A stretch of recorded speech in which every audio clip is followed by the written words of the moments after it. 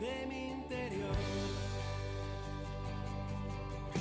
Hoy he visto mi pasado, empiezo a ver más claro que ya no está. Hoy me siento abrumado, tiro de la agenda gris en la que ya no hay nadie. Quiero comprenderlo, no voy a llorar, vivir.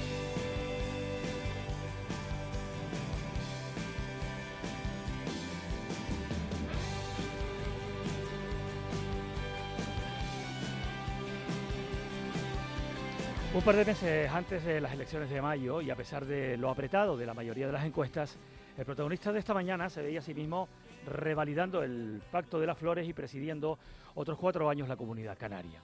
Pero algo ocurrió en ese tiempo y en el año anterior para que la izquierda de su partido y el Volcán de La Palma cambiasen la aritmética parlamentaria y quedase fuera del gobierno en la misma noche electoral.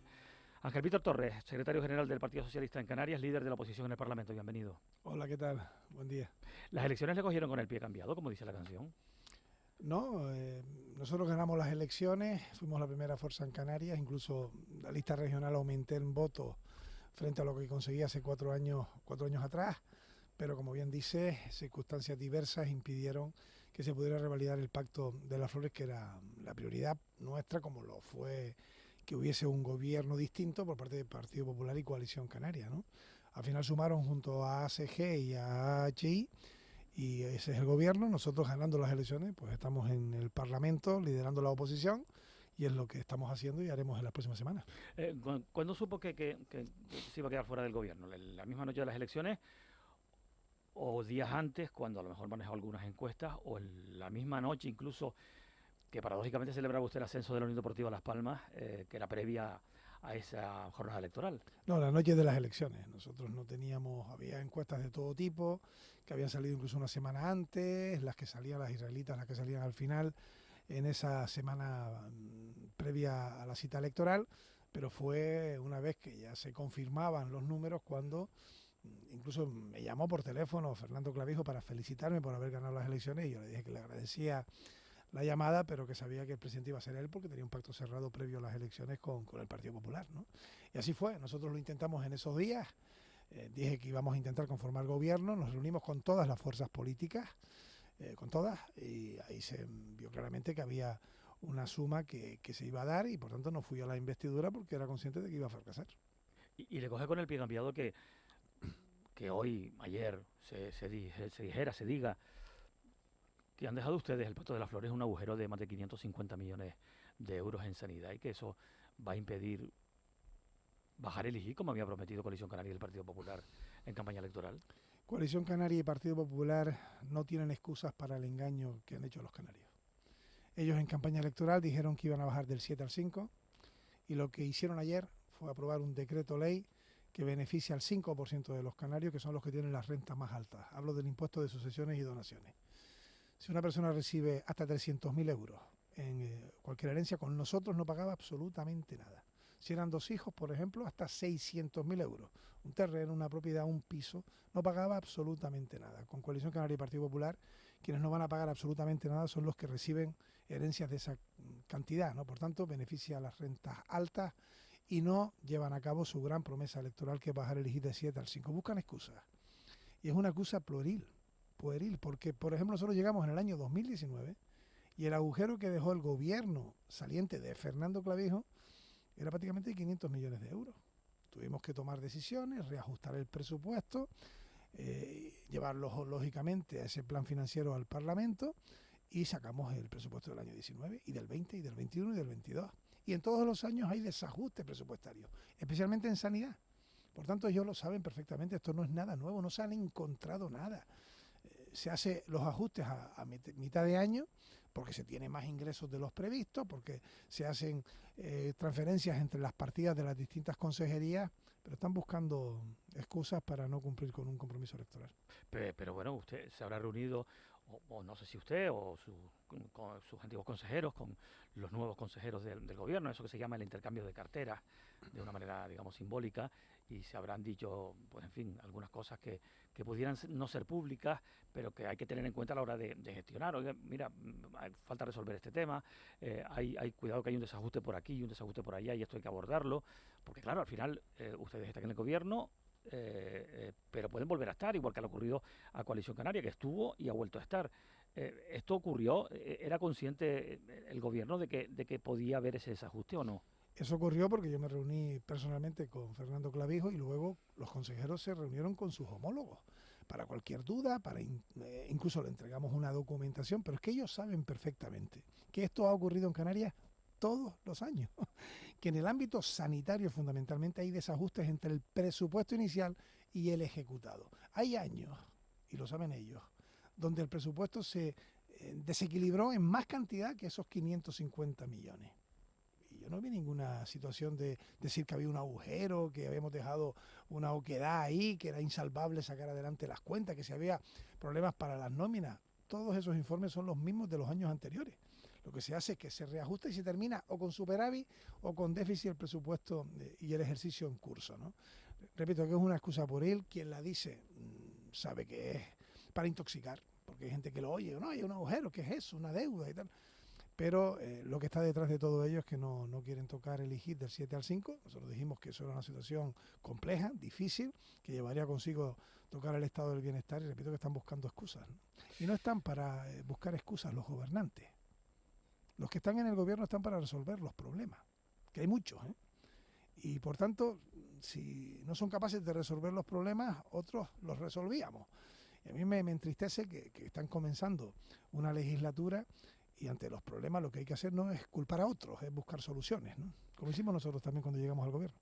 Ahora mismo, entre los problemas, muchos que tiene Canarias, pues está este repunte de la inmigración, digamos, irregular, la que viene en barcas, la que toma la ruta más arriesgada del mundo, en la que miles y miles de personas se juegan la vida, muchos no llegan.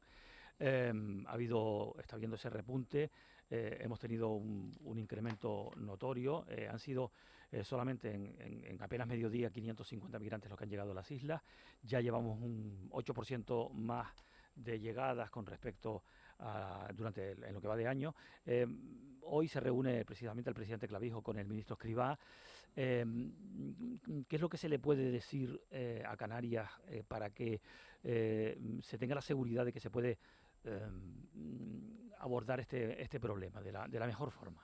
Lo primero es intentar que salga adelante el Pacto de Asilo y Migraciones, que la Unión Europea tiene el cometido de sacarlo en el año 2023, y que sea justo con los territorios frontera. Canarias es territorio frontera y seguirá habiendo migración. Lo segundo es que todas las administraciones se comprometan, porque además todas tienen responsabilidades. Y lo peor es que haya un gobernante que esconda su responsabilidad acusando a los demás. Aquí tiene responsabilidad el gobierno de España en los mayores de edad. Tiene responsabilidad el gobierno autonómico en los menores de edad. Y hay responsabilidad también de las corporaciones locales en los derechos sociales. Yo me cansé hasta la extenuación de decir que no hiciéramos política con la migración. Pero a mí me atacaban en los plenos de manera periódica Partido Popular y también Coalición Canaria. Cuando yo decía que había que apartar la lucha partidaria, yo lo voy a hacer, yo lo voy a apartar la lucha partidaria. Pero quiero decir con claridad que si no hubiésemos tomado las decisiones que se tomaron en su momento, que fuimos exigentes con el gobierno de España, de tener aquí una respuesta de acogimiento digna, hoy tendríamos otra vez el ejemplo de Arguineguín. Hoy están las infraestructuras que están en Canarias en un 60%, porque se abrieron infraestructuras en distintas islas que no había ni una, no había absolutamente nada. Y se hizo un plan para poder acoger a esas personas que luego la gran mayoría han seguido su tránsito, han salido de Canarias, han llegado al continente europeo. Yo espero que de la reunión de hoy salgan resultados positivos, a la vez que tengo que exigir a todas las instituciones responsables, y también lo es el gobierno de Canarias, también lo es, que asuman sus responsabilidades y que no se soluciona un problema culpando a los demás. La gente está cansada la gente de eso. Lo que quiere, oye, hay un problema, resuélvalo. Sea o no sea competente la administración, no se soluciona culpando a los demás. Hay que culpar a los demás cuando no cumplen con su cometido, pero también hay que responder a las responsabilidades propias. Los migrantes van a seguir viniendo, da igual que sea, porque se haga la vista gorda desde la costa de Marruecos o no, que es una cuestión que se ha negado, por cierto, desde el Ministerio del Interior en funciones, o que sea por la presión que hay ahora mismo en el Sahel, que es tremenda, es terrible. Sea como sea, van a seguir viniendo, y más si el tiempo acompaña, entre comillas, a la buena navegación. Eh, Hay que tomar otras decisiones que no tienen que ver solamente con Canarias, que tienen que ver con España y que tienen que ver con la Unión Europea, que tienen que ver con los Pirineos, que tienen que ver con Francia, que tienen que ver con otros países de la Unión Europea. Porque hay esa cerrazón a ver a Canarias como la frontera sur, y que esa frontera sur no puede ser limitada, tiene que abrirse para que la gente que necesita salir de ese continente pues pueda, en fin, pues llegar a donde quieren llegar, y de la forma que únicamente pueden hacerlo, que es de manera irregular, ¿no? De manera sin papeles, sin documentación. ¿Por qué hay esa cerrazón en la Unión Europea? Porque hay organizaciones políticas y líderes políticos que no quieren acoger a inmigrantes, que se oponen, que practican políticas de la ultraderecha y que son xenófobos. Y eso está en el seno de la Unión Europea, pero también está en el seno del Parlamento español. Y también está en el seno del Parlamento de Canarias. Es decir, hay partidos de ultraderecha que entienden que la inmigración hay que poner muros o quedarse en los territorios a donde llegan los inmigrantes. Lo que se habla de los territorios que son cárcel, ¿no? Canarias es territorio frontera. Si esa tesis se aplicara, sí quedarían en Canarias. Y eso sería dramático para un territorio fragmentado y de 8 islas. Por tanto, la respuesta es pacto de asilo e inmigraciones de la Unión Europea, justo, donde haya una obligatoriedad por todos los Estados miembros, los 27, para acoger la inmigración que llega a los territorios fronteras, empezando por el propio territorio español, ¿no? A mí me hace gracia, ¿no?, cuando dicen que el gobierno de España no arbitra mecanismos, por ejemplo, para los menores no acompañados. Quiero recordar que, aunque creo que esto hay que cambiarlo, y para eso hace falta modificar la ley, los menores no acompañados son competencia de las autonomías y por tanto del gobierno de Canarias. Nosotros pedimos, incluso yo mandé una carta a todos los presidentes autonómicos de otras comunidades para que colaboraran en repartir a esos menores no acompañados entre las 17 comunidades autónomas, y denuncié públicamente que había presidentes o presidentas como la de Madrid que estuvieron sin responderme prácticamente toda la legislatura, ¿no? Bueno, pues ahora ha habido cambios políticos en esas comunidades y también en Canarias. Bueno, pues quizás la sintonía política pueda hacer que esas comunidades como Valencia, Baleares, que están gobernadas por el Partido Popular, acojan también a los menores no acompañados. El problema es que gobiernan con Vox. Y ahí no tienen esa sensibilidad. Luego seguimos hablando de política. ¿Sintió usted alivio el día que Fernando Clavijo tomó posesión y justamente mientras eso ocurría se desató un incendio en La Palma? No, todo lo contrario. Yo recibí una llamada también de Fernando, yo lo llamé y hablé también con Hugo Morán. Esa primera... ese viernes en el que se desató el incendio de La Palma, y pusimos a disposición del gobierno entrante, incluso al director general de emergencia saliente, y bueno, les cogía en un momento tremendo porque estaban tomando posesión los nuevos consejeros. También nos pasó a nosotros 4 años atrás cuando el incendio de La Palma, recuerdo que el director de emergencia de Gran Canaria, había tomado posesión el día anterior y era nuevo y no era de Gran Canaria. Y por tanto nos pusimos al lado, alivio en absoluto. Lo que tuvimos fue muchísima preocupación. Y por fortuna, tanto ese como el incendio de Tenerife terminaron sin daños personales, que es lo primero que hay que evitar siempre, que haya daños personales. ¿Cree que la gestión del incendio de Tenerife ha sido correcta? ¿Usted habría hecho algo distinto? ¿Hubo alguna cosa diferente en el mismo? Por ejemplo, sí es cierto una cuestión.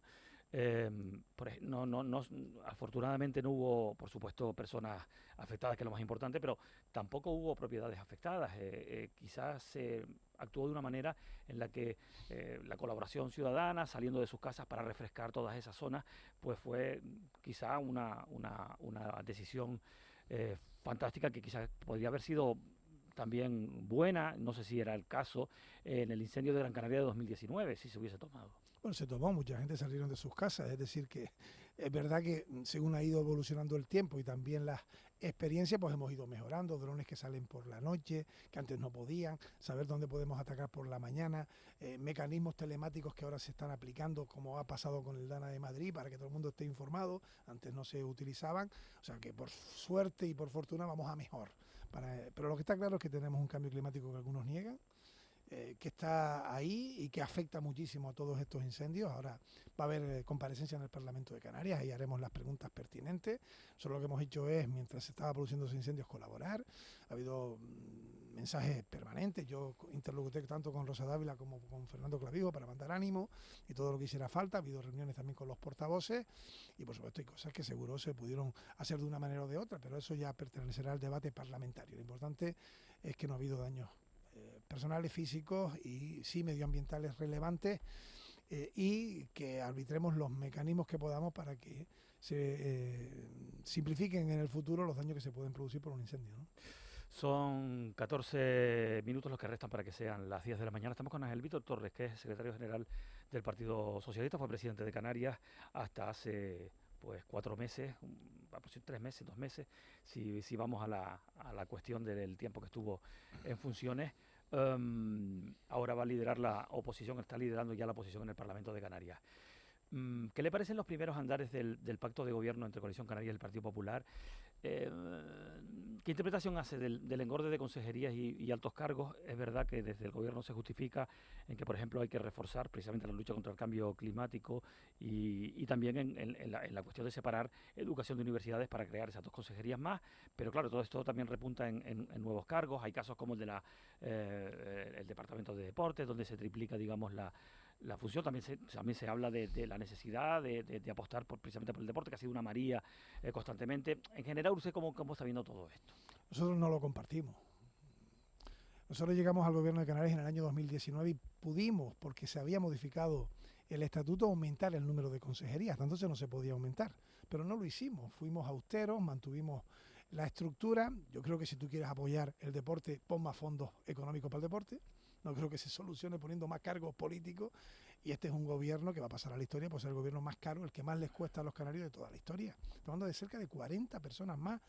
Vamos a esperar a que terminen, porque aún no han terminado los nombramientos, ¿no? Yo es que veo los órdenes del día de los consejos de gobierno que hemos celebrado desde que nosotros estamos fuera del gobierno, y casi todos los consejos de gobierno, sus puntos fundamentales son nombramiento. Decían que iban a adelgazar la administración, la han engordado.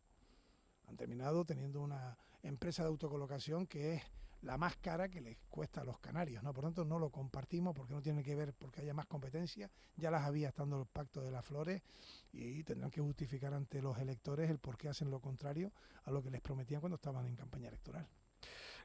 Ya nos hemos referido al asunto del IGIC, que de momento no se va a bajar, que bueno, que está esta cuestión del desajuste presupuestario que se produce pues a través de ese dinero que hubo que incorporar a la sanidad pública para poder ajustar gastos. Ayer estuvo aquí en el mismo sitio donde está usted sentado ahora, el vicepresidente del Gobierno de Canarias, Manuel Domínguez, dijo que la coyuntura de 2024 va a ser muy diferente a la de 2022 y 2023, cuando, dice el vicepresidente, debió bajarse ese impuesto, el IGIC, y de haberse hecho, argumentaba, seguramente se habría vuelto a subir ahora. Es decir, él decía, bueno, habría que haber aprovechado en aquel momento para bajar el impuesto, el general indirecto canario, en 2022 y 2023, porque había una gran recaudación y por lo tanto se permitía y había un buen momento. Ahora 2024, cuando vienen los ajustes, entre ellos la regla de gasto, como usted sabe, pues claro, habría que haberlo subido aquello que se bajó entonces. ¿Cómo interpreta usted estas palabras? Asombrosas. Vamos a ver, solo venimos de una pandemia. En el año 2020 se bloquearon todos los presupuestos. Tuvimos que buscar mecanismos extraordinarios para utilizar el superávit antes de que Europa flexibilizara las reglas de gasto. Hemos tirado el dinero público para salvar a las empresas, a los autónomos. Sin ese dinero público no hubiesen podido mantenerse muchas de ellas. Y hemos tenido presupuestos que hemos podido sacar sin tener techo de gasto, con muchas dificultades económicas, y que hemos invertido mucho más que nunca pues en educación, en sanidad o en los derechos sociales, que también hemos conseguido revertir una situación de pobreza crónica que aumentaba año tras año. El Pacto de las Flores consiguió darle la vuelta a esa realidad. Pero quienes prometieron bajar el IGI no fuimos nosotros, fueron ellos. Y ellos firmaron un contrato con la ciudadanía. Y ahora están buscando excusas y no las encuentran. Dicen que hay un agujero de 550 millones, repito. Hubo años donde la diferencia fue mayor, el agujero fue mayor, que llegamos en el año 2019 y eran 500 millones también el agujero del gobierno de Coalición Canaria saliente. Igual que hicimos nosotros, tendrán que hacer ellos, reajustar las cantidades económicas, pero eso no es nada novedoso ni anormal. Lamentable o de manera positiva, eso lo verá cada uno, es ordinario, ¿no? Y por tanto, es triste que su primera decisión fiscal sea para los que tienen herencias de 600.000, 1.000.000 de euros y más de 1.000.000 de euros. ¿Dónde está la ayuda a la familia vulnerable? A los que les está costando más la cesta de la compra que prometieron que les iban a ayudar. El engaño de los vecinos de La Palma, los iban a sacar de las viviendas esas que eran indignas. 3 meses después siguen viviendo en esas, para ellos, viviendas indignas, que entrarían en las zonas afectadas por los humos porque éramos incapaces nosotros, no han entrado. Hubo muchísima demagogia en campaña electoral, pero están en el gobierno. Asuman que están en el gobierno y respondan, por tanto, a esos compromisos con los vecinos. Todavía no se ha estrenado usted formalmente en el Parlamento, pero es verdad que se encuentra con una Cámara muy distinta a la que conoció, con un partido a la izquierda del PSOE, que estaba, y ya no está, y ahora la irrupción de Vox. Usted presumía de que el Parlamento de Canarias el ambiente era tremendamente cordial, que había muchísima solidaridad entre los grupos políticos, da igual indistintamente que estuvieran en el gobierno y en la oposición. ¿Usted atisba algo diferente ahora por la entrada precisamente de ese partido de ultraderecha? No lo sé, lo veremos en el caminar. Yo haré todo lo posible para... Creo que eso es algo que da gran altura al Parlamento de Canarias, mantener la convivencia de buena relación entre los diputados y las diputadas, ¿no? Tengo que reconocer que en el debate de investidura el tono de la ultraderecha fue un tono aceptable. Me pareció que se hablaba con educación, y lo tengo que decir también públicamente, pero no sé lo que va a pasar en el futuro. Sí sé lo que piensan, lo que llevan en su programa.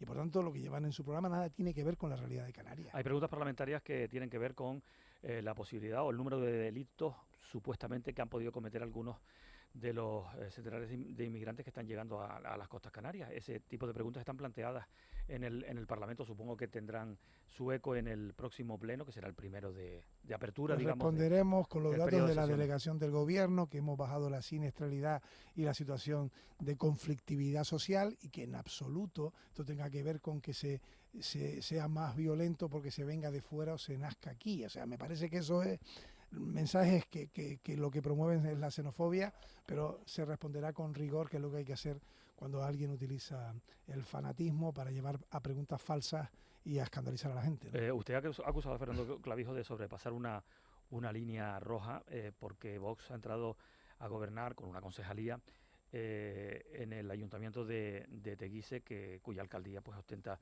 pues una nacionalista. ¿De verdad es tan grave que entre un solo concejal en un gobierno municipal de tantos, de los 88 que hay en Canarias, como para decir que se sobrepasa una línea roja por decir no vamos a pactar con Vox? Se supone que estamos hablando de cuestiones de alto nivel político. Sí, pero es que nosotros somos representantes públicos que afirmamos cosas. Y lo grave, la línea roja, es que Fernando Clavijo dijo que jamás gobernaría en un gobierno donde estuviera Vox. Y a día de hoy todavía no me ha respondido si él conocía que días antes de la constitución del Ayuntamiento de Teguise se firmó, repito, se firmó un documento entre Coalición Canaria y Vox, al que se sumó el Partido Popular, para la gobernabilidad de Teguise. Si basta con que me diga que no lo sabía, que no existe el papel, que no hay firma, yo no lo he visto. Pero tampoco él me ha dicho que no. Si existe ese papel, se va a saber. Lo que no se puede decir es: yo no voy a gobernar en ningún caso con Vox, y luego mirar para otro lado cuando gobiernas y metes en el gobierno a Vox. Eso es hipocresía política. Si tú dices que no gobernarías con Vox, ¿qué haces gobernando con Vox en Teguise? ¿Usted no cree que la política está poniéndose demasiados límites de manera innecesaria en general? Línea roja, no pactar con Vox; línea roja, no pactar con la ultraizquierda; línea roja, no pactar con independentistas; línea roja, no pactar con nacionalistas. Al final, las elecciones arrojan unos resultados en los que dicen: pónganse de acuerdo, pacten entre ustedes, arreglen los problemas de la ciudadanía, no vamos a dar mayorías absolutas a nadie para que gobierne solo. Sí, ¿No pero, cree que se están tirando piedras contra sí mismos? En general, todos los partidos, sí, pero no es incluyendo el igual, suyo. no es igual que tú puedas acordar, por ejemplo, subir el salario mínimo interprofesional con distintos partidos políticos, que es una ley, y tú la puedes pactar con todo el mundo, a gobernar con alguien que tiene unas premisas ideológicas determinadas. Yo no me veo gobernando con quien niega la violencia machista. ¿Tú te verías gobernando con alguien así? Yo no me vería gobernando. Imposible gobernar con alguien que, por ejemplo, está en contra del autogobierno. En Canarias, nosotros sin autogobierno estaríamos muertos. Esta es la región del régimen económico y fiscal. Es la única región ultraperiférica que tiene España. Está a 2.000 kilómetros del continente europeo al que pertenecemos administrativamente. Y ese partido lo que pretende es centralizar los servicios. ¿Cómo podemos decir eso a los homeros, a los herreños, a los majoreros, conejeros, pero también al resto de las islas, palmeros, canariones y chicharreros, si centralizamos los servicios? Si volvemos a tener la sanidad en Madrid, la educación en Madrid, eso es lo que pretende Vox. Por lo tanto, yo no puedo gobernar con ellos. Pero hay partidos que pretenden la independencia de una parte de España. ¿Qué sensaciones le produjo la foto que habrá visto usted en la portada de los periódicos de la vicepresidenta del gobierno en funciones? ¿Qué gobierno autónomo hay del Partido Socialista gobernando, sentándose en la misma Consejo de Gobierno con esos partidos? ¿Dónde existe eso? Sin embargo, hay autonomías donde sí se sientan en el Consejo de Gobierno Partido Popular y Vox. Pero le pregunto, señor Torres, también por esa fotografía, ¿no? De Yolanda Díaz, hoy en portadas de los periódicos nacionales, con Puigdemont, que está huido de la justicia, como usted sabe, que tendrá que resolver pues su asunto, supongo, en los tribunales españoles.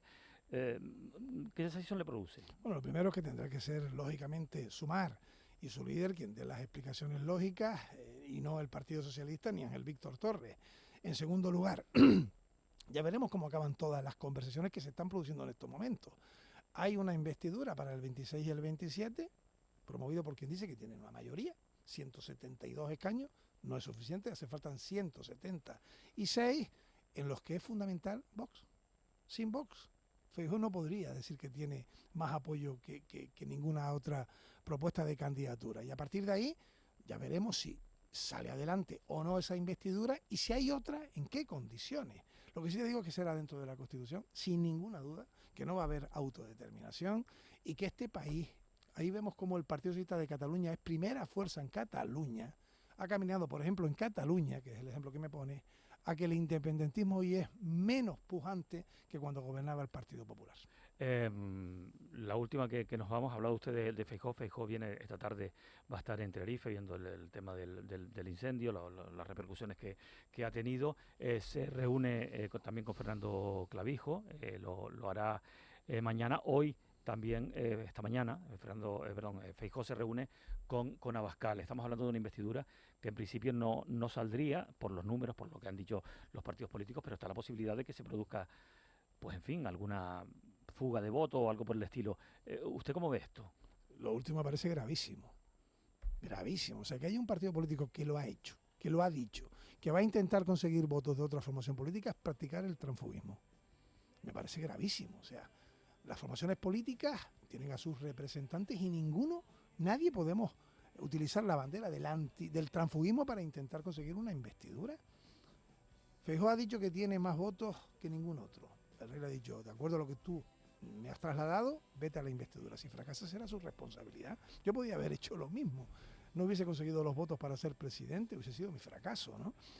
Yo sí creo que, ahí se terminará definiendo algunas cuestiones y en ese sentido también que Coalición Canaria, que pone sobre la mesa una agenda canaria, y la defensa de Canarias se ha colocado del lado donde el Partido Popular quiere gobernar con Vox. Cosa que no termino de entender, lo digo con absoluta sinceridad. ¿Y si cambia de idea después de que...? No ha cambiado de idea. Otra cosa es que no salga la investidura de Feijóo y quiera luego apoyar a Sánchez, pero los partidos nacionalistas en estos momentos están con Pedro Sánchez. El Partido Nacionalista Vasco, Esquerra Republicana de Cataluña y otros partidos están claramente que defienden cuestiones de singularidad territorial, de autogobierno, están en ese lado, menos Coalición Canaria, que está en el lado de Feijóo, que si es presidente lo es gracias a los votos de Vox, que está en contra, entre otras cosas, del autogobierno, del Estatuto de Autonomía y de los Estados de Autonomía. Ángel Víctor Torres, gracias por venir a la radio pública. Gracias a ustedes. Buenos días. Buenos días.